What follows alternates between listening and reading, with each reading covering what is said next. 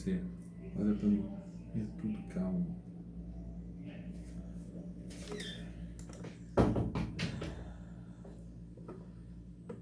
Bom dia.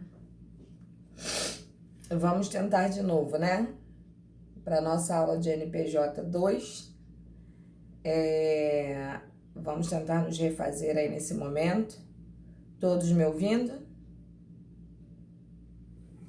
Perfeitamente, professor. Que bom. Menino, quando as coisas tiram para dar chabu, deve ser porque é segunda-feira, né? Mas agora acredito que esteja tudo intacto. Bom dia, professora Pauliane. Oi, Pauliane. Eu queria pedir se tem como a senhora liberar para eu gravar a aula da senhora? Meu amor, eu libero, só que aqui não aparece nenhum comando para mim de liberação. Você conseguiria isso por aí? Vou enviar o pedido, aí a senhora me libera, vê se consegue, por favor. Ok, eu libero gravar, mas não libero postar, tá, Pauliane? Tá bom.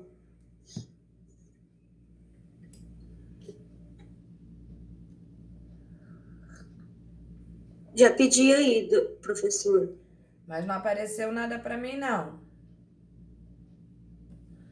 Aonde tá isso?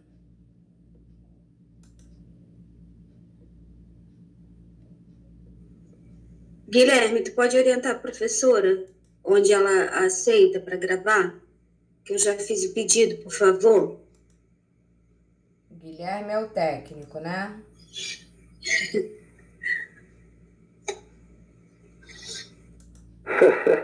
Professor, para mim também não tô conseguindo aparecer aqui de gravar. Normalmente aparece na parte superior. Pois Eu não é, sei qual é a versão do seu programa. pois é. Mas não apareceu nada aqui para mim. Tá bom, professor, então não tem problema não. Vou atrasar mais aula, não. Tudo bem. Obrigada. Eu tô tentando gravar e vou postar no YouTube, depois passo para vocês o modo de entrar. Tá bom, então. Porque eu tô Tá gravando, é ótimo. muito interessante, porque eu tô gravando não é nem pelo computador, porque o computador não faz essa conversão depois. Entendeu? É tudo para ajudar. Mas a gente é ruim, o cabelo ajuda, entendeu? Então a gente vai funcionar perfeitamente. Fiquem tranquilos que posteriormente eu vou dar o acesso do YouTube para vocês. Vamos ver lá onde nós paramos.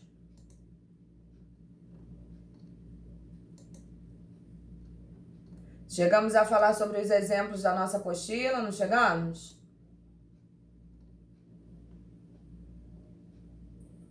Sim, acho que falamos do MP, do rito do júri.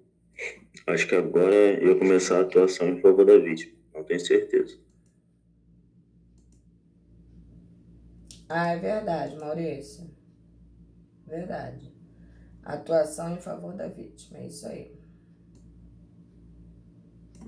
Eu tô preparando um materialzinho para vocês com aquela pergunta que eu acho que foi o Guilherme que me fez. Se não me falha a memória, ou foi o Guilherme ou foi o Juan. Sobre a diferença existente entre defesa prévia, se não me falha a memória, e qual foi a pergunta aí que vocês me fizeram?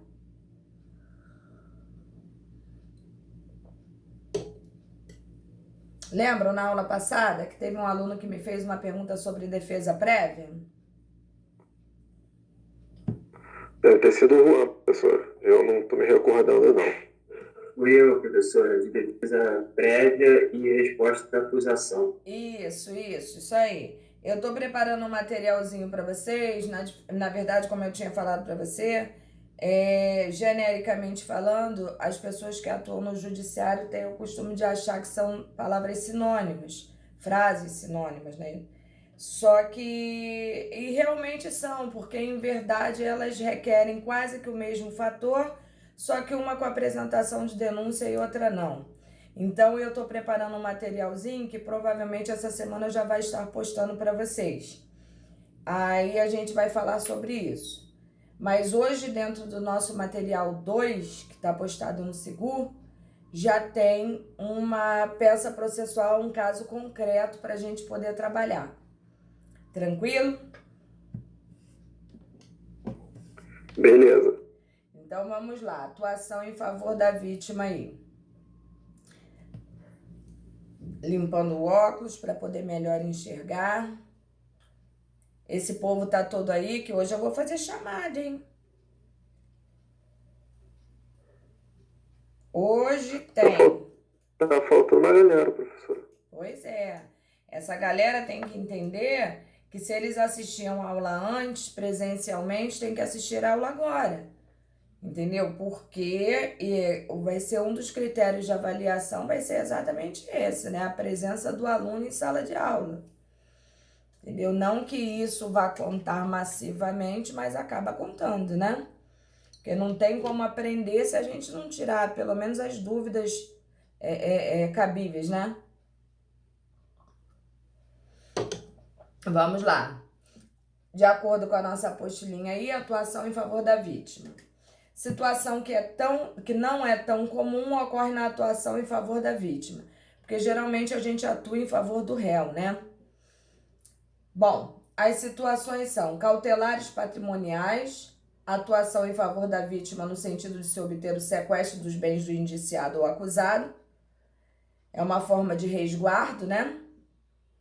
Apresentação de queixa-crime, que a gente sabe que a queixa-crime é a peça fundamental para a entrada na ação penal privada.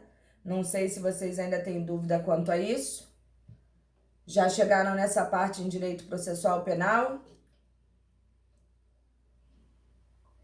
Sim. Já sim. Ok. E em face do ofendido ou mesmo ação penal privada subsidiária da pública. Já aprenderam a ação subsidiária da pública? Já. Ok. Ainda que vocês tenham aprendido, eu fiz um materialzinho porque vocês falam para mim que aprenderam.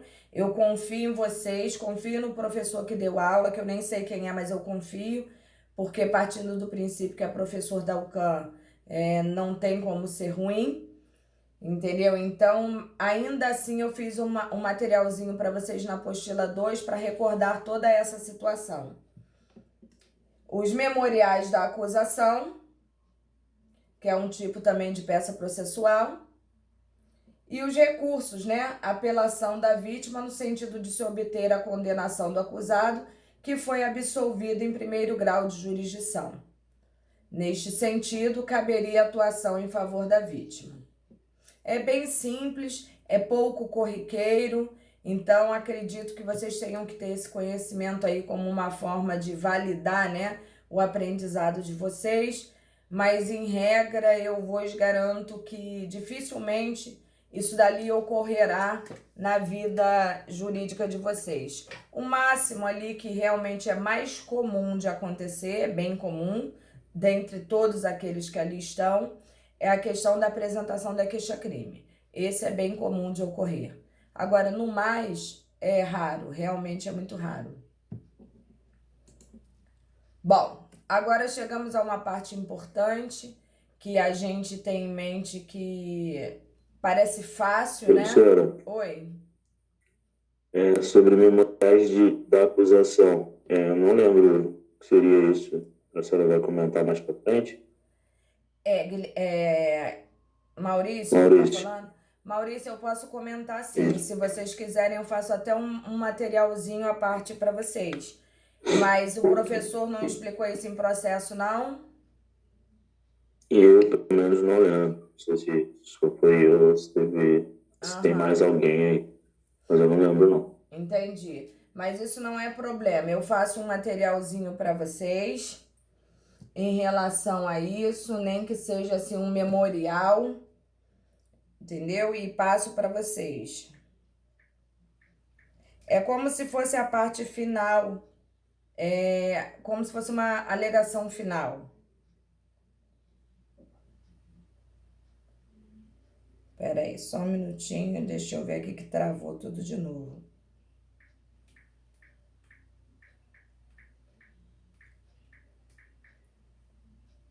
Tá um calor aqui que vocês não têm ideia.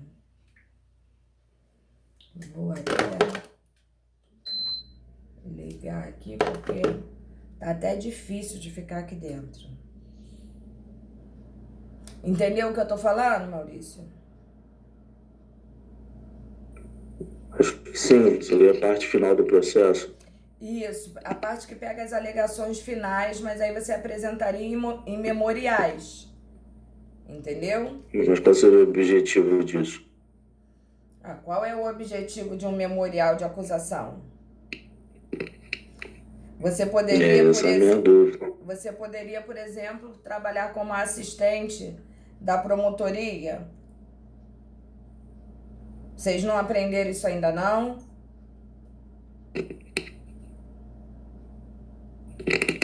Gente, Essa parte de memoriais ainda não chegou lá, não, na matéria. Não tivemos. não tiveram? Ainda Mas não. vocês chegaram em alegações finais? Não. Ô, Não? Paulo, Oi? eu quando estava dando uma olhada nas audiências de instrução, quando chega no final, o juiz pergunta: vocês querem as alegações finais por escrito ou memoriais? A maioria pede, por escrito, não. No caso oral ou por memoriais, Isso, é. né? O que significa eu não sei, mas eu já vi. A oral você vai apresentar na hora da audiência, entendeu? E em memoriais você vai fazer da forma escrita. Aí tem prazo, né? Um negócio assim. É uma peça defensiva, né? Que eu costumo dizer que tem extrema importância para a defesa da pessoa, entendeu? E por memoriais, vamos ser sinceros, você é muito mais técnico do que uma defesa oral que você vai fazer em minutos. Talvez você não consiga expor de forma totalizada, né? Vamos dizer assim, com mais ênfase. Em contrapartida, a oral também, você se bobear, já tem resposta ali na hora. E a escrita não é garantia de que alguém vai ler, né? A verdade é essa. Então, a por memorial, ela não é na hora. Tem prazo para você fazer? Sim, sim. Sim. Mas vocês ainda não chegaram, vocês têm certeza nessa parte?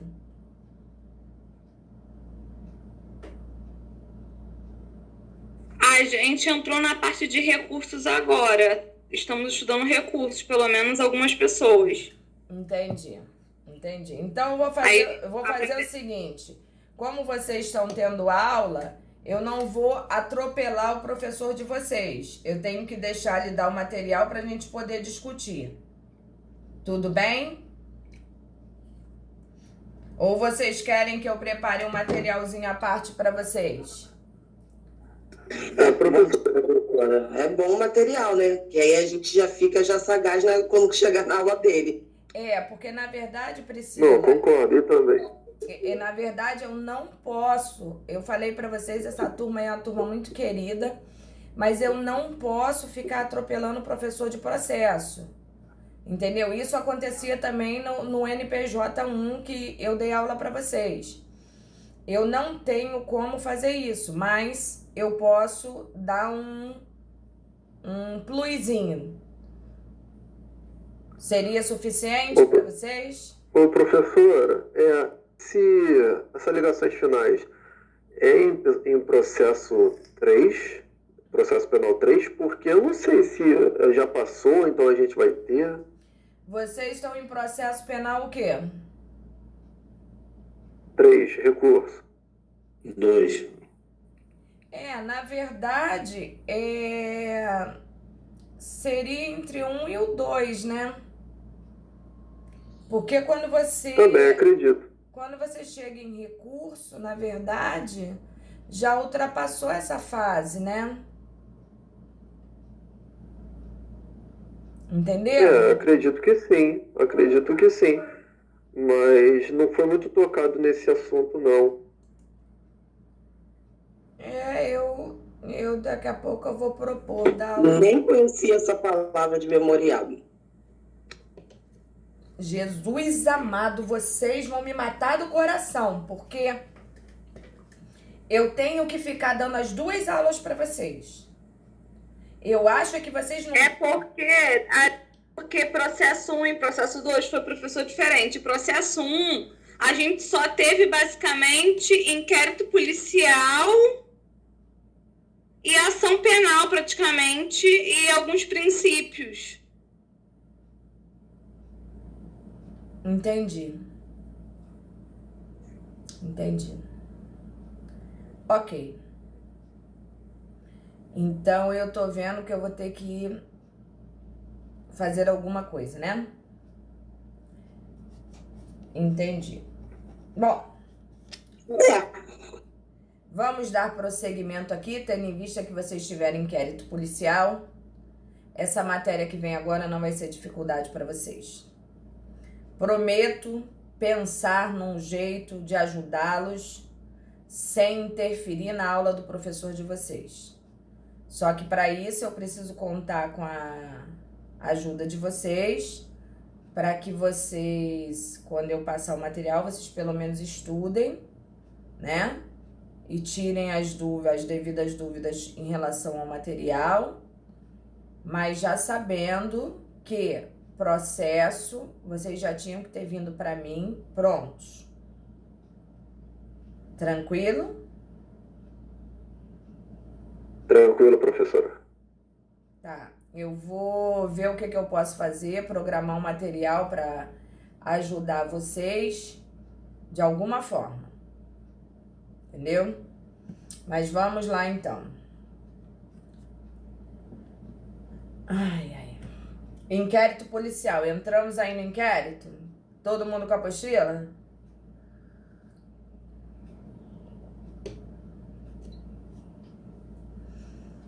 Para vocês, gente, antes da gente começar a ler o material, porque ali é uma parte muito teórica, né? Ali dá os bizuzinhos, ali diz para vocês as características, né? Os requisitos, entre outros fatores.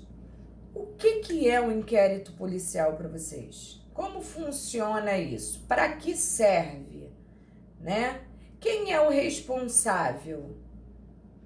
Em que momento deixa de ser inquérito para ser processo? São perguntas que a gente se faz, né? E que a gente, com base na teoria, a gente tem ideia de como funciona. Mas vocês, assim, na prática de vida, o que vocês acham que é um inquérito policial? Pelo que vocês já aprenderam, inclusive em processo, o que seria um inquérito policial? É um procedimento administrativo que visa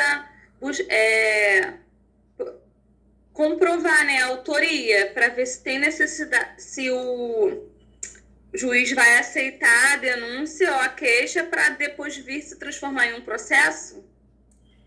A grosso modo falando, Sabrina, é basicamente isso aí, né? A fase inquéritual é uma fase pré-processual, né? É onde a polícia judiciária vai agir de forma a conseguir, a fazer o levantamento das provas, das testemunhas, vai inquirir, vai colher depoimentos para criar subsídios, né? Criar estofo, vamos dizer assim, criar uma base a nível policial que sirva de suporte à área judicial para que se inicie ou não um procedimento processual, tá? Toda essa parte da polícia investigativa faz parte daquilo que a gente entende de parte do inquérito policial, que tem que criar instrumento probatório, olha aqui o dedinho, ó, probatório. Não necessariamente que isso vá funcionar na íntegra ou 100% daquilo que está ali, mas é uma base que instrumentaliza de uma forma, ainda que não em sua totalidade, mas que instrumentaliza também o procedimento processual. Tranquilo? Tranquilo. Vamos lá então. Ó. O inquérito policial consiste em uma das formas preliminares de investigação. Tem caráter informativo e a sua finalidade é oferecer ao órgão de acusação fundamentos para a propositura da ação penal. Por que ao órgão de acusação, gente? Por que vocês acham que é ao órgão de acusação e não à defesa?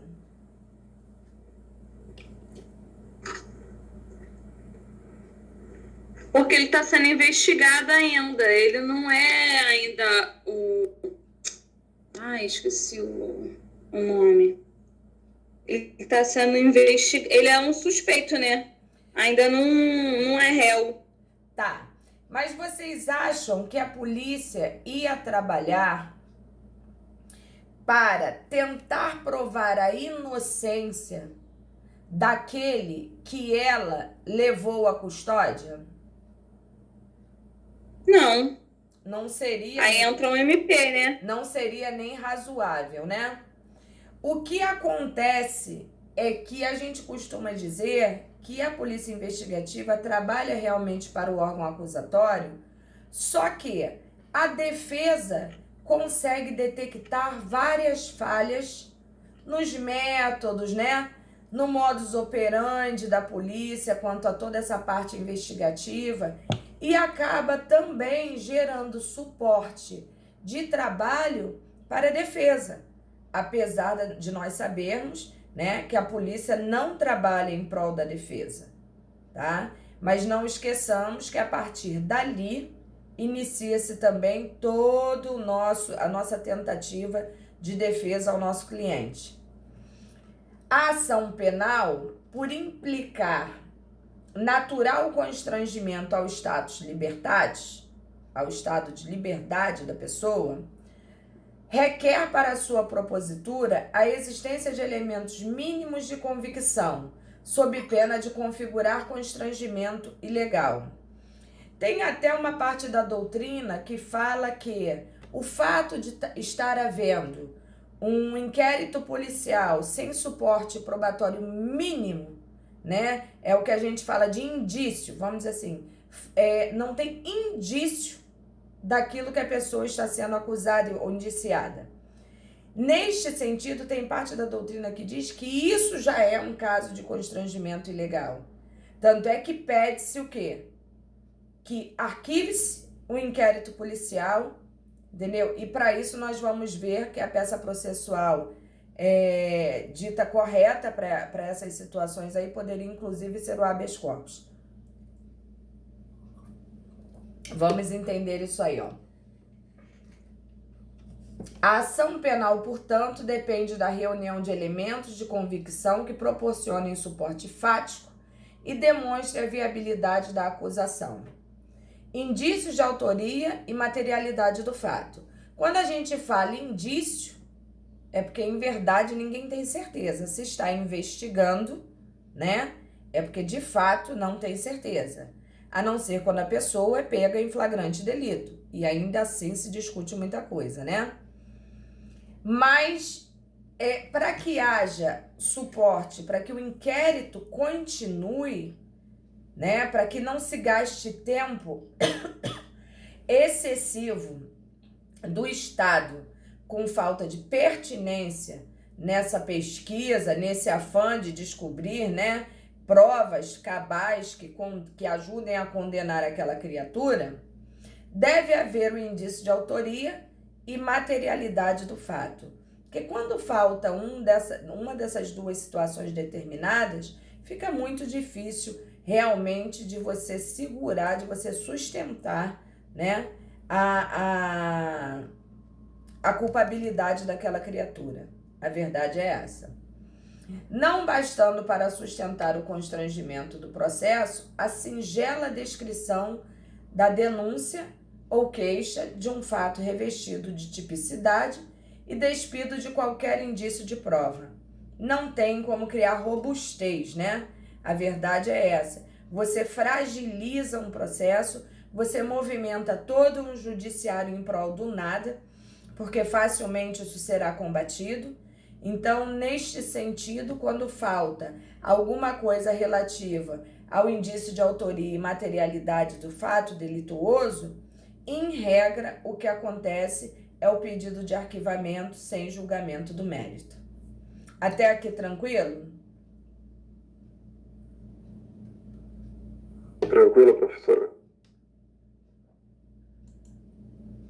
Bom, desse modo podemos concluir que o inquérito policial é um instrumento de investigação cuja finalidade é proporcionar a existência de justa causa para a propositura e instauração da ação penal.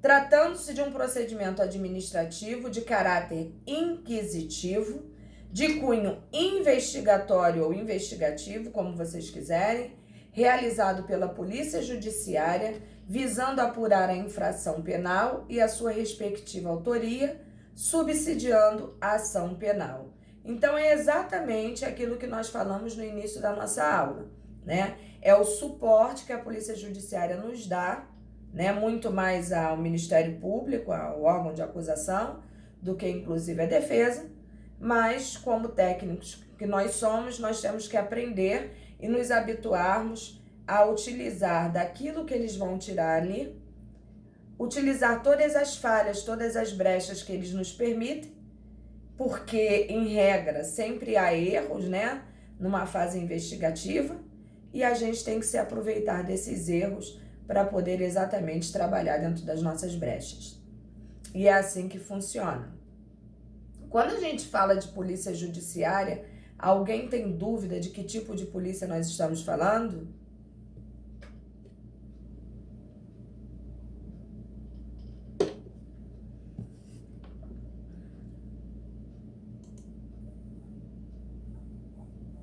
Alô? Não. Então No tá. caso, Polícia Civil dos Estados, Polícia Federal. Exatamente. Isso aí. De acordo com a competência, né? Vai atuar a área investigativa que compete à situação. Mas, em regra, quanto ao Estado, que é onde nós mais trabalhamos, né? Seria a Polícia Civil. É isso aí. Bom.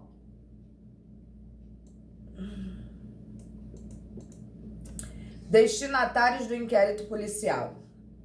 O inquérito policial destina-se de forma imediata ao Ministério Público, né? Que seria representado pelo promotor, o qual também tem a nomenclatura de parquê. Então, qualquer uma dessas situações em que vocês ouvirem esses três nomes, vocês já sabem a quem se refere. O parquê, o MP, o Ministério Público, o promotor de justiça, o órgão de acusação. Tem vários aspectos, né? Várias nomenclaturas diferenciadas que nos levam à mesma situação. Então, vamos lá. Nos casos de ação penal pública e ao titular do direito de queixa nos casos de ação penal privada. Como nós já falamos, existem duas maneiras de adentrar ao judiciário a nível processual, né? Um seria pela denúncia e outro seria pela queixa. Uma ação penal pública e outro em relação à ação penal privada. Quanto a isso, nós temos também alguma dúvida ou não?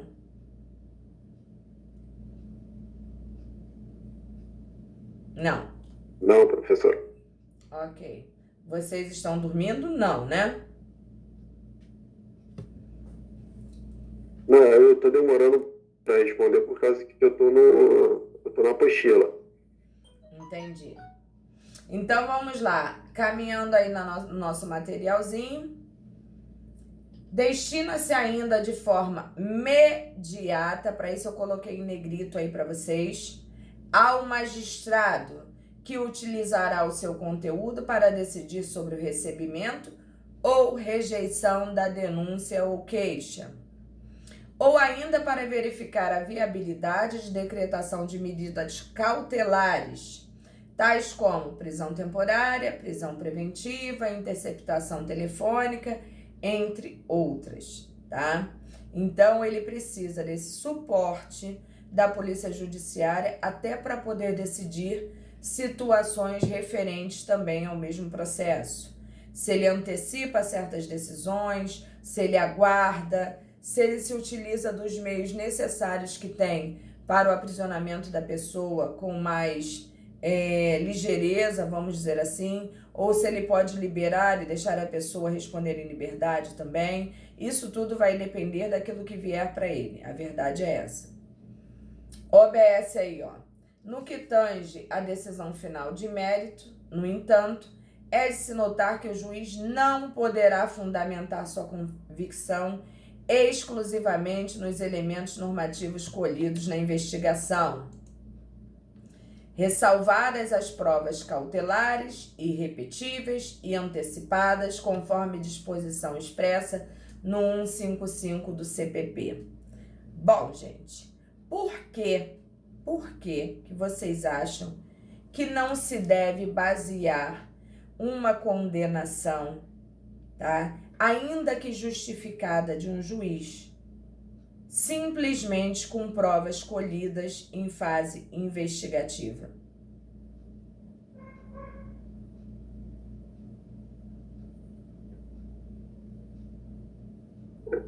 Porque não teve direito de defesa e contraditório. Ah, porque na fase investigativa não se permite? Não se permite prova, não é chamado de provas ainda. Se destina a prova quando já existe um processo. Sim. Antes ele só colhe elementos. Mas é exatamente, Sabrina, pelo que o colega falou aí, porque não se permite a ampla defesa e o contraditório, na fase inquiritual. Então, seria, assim, uma arbitrariedade você se basear numa condenação gerada simplesmente com situações da fase investigativa. Porque a fase da ampla defesa e do contraditório, ela se dá na fase processual, ou seja, em regra, em audiência, onde a pessoa, inclusive, tem o direito de defesa oral e presencial, né? Então, realmente não seria justo. Mas, se nós pararmos para analisar, né? Vocês lembram de uma súmula que eu falei para vocês no semestre passado que a gente ia estudar nesse?